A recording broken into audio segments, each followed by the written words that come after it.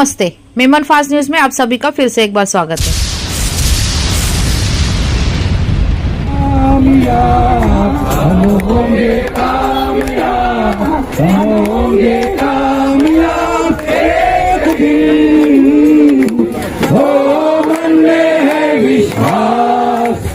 नीट paper फुटीनंतर शिक्षण मंत्री धर्मेंद्र प्रधान यांच्या राजीनाम्याच्या मागणीसाठी कॉकरोच जनता पार्टीने आंदोलन पुकारले होते, तर ज्येष्ठ सामाजिक कार्यकर्ते सोनम वांगचुक हे सुद्धा दिल्लीतील जंतर मंतर मैदानावर उपोषणाला बसले होते। मात्र दिल्ली पोलिसांनी वांगचुक यांना उपोषण स्थळावरून बळजबरीने ताब्यात घेतल्यानंतर देशभरात या विरोधात संताप व्यक्त केला जात आहे। याच पार्श्वभूमीवर वसईतही सोनम वांगचुक यांच्या समर्थनार्थ धरणे आंदोलन पुकारण्यात आले होते।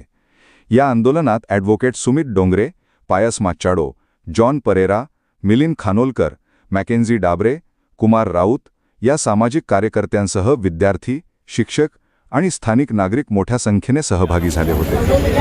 दिल्लीला मी मराठीत बोलतो। दिल्लीला जे जंतर मंतर आपल्या युवकांचा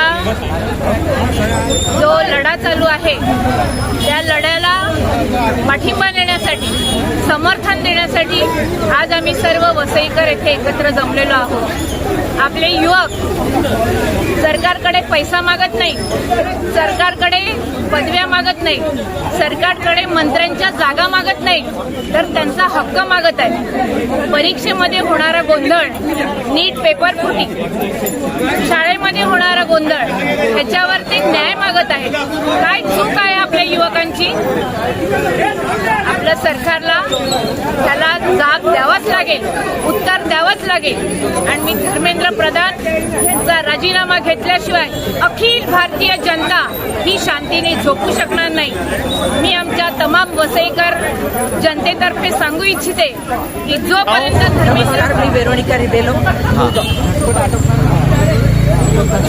आज गेले 20 दिवस मी सगळी रील बघते आणि मला तळमळीने वाटत होतं की जंतर मंतरवर जावं, तिथे लोक या मुलांना सपोर्ट करावं, कारण ते गरजेचं आहे।